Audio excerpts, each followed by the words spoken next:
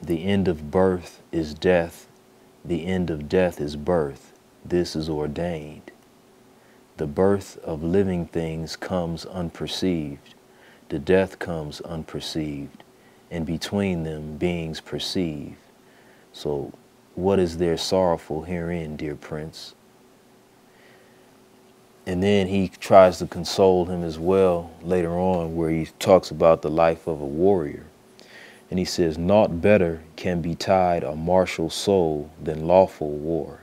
Happy the warrior to whom comes joy of battle, comes as now, glorious and fair, unsought. That's, I think, a key word, unsought, meaning a warrior doesn't necessarily yearn for war. You don't pray for war. But if you find yourself in it, you know, it's something different. But he says that it's glorious and fair, which opens for him a gateway unto heaven. You know, this is an honorable field, is what he tells them in this epic battle. Now, the question of what is honorable and dishonorable in terms of current combat zones, one of the best things that I read while I was there was Joseph Campbell, Hero of a Thousand Masks.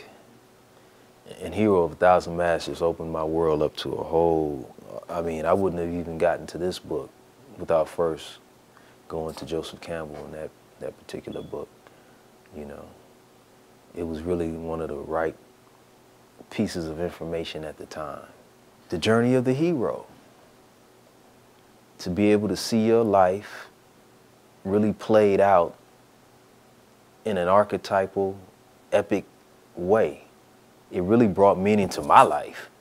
You know, I wasn't caught up with indecision of, oh, why was I thrown here and why am I doing this? And, you know, should I pull a trigger in a situation? I didn't have those hang-ups because of the influence of that book. It just kind of gave me a deeper appreciation, once again, for life. And each person is this hero and is on this journey.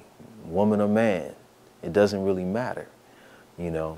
And the things in my life were so drastic and right there in my face, I couldn't help but avoid the fact that, hey, maybe I'm caught up in this type of cycle, life cycle spin, you know. Yeah, I got a lot of deep understanding, you know. Kind of pulled me away from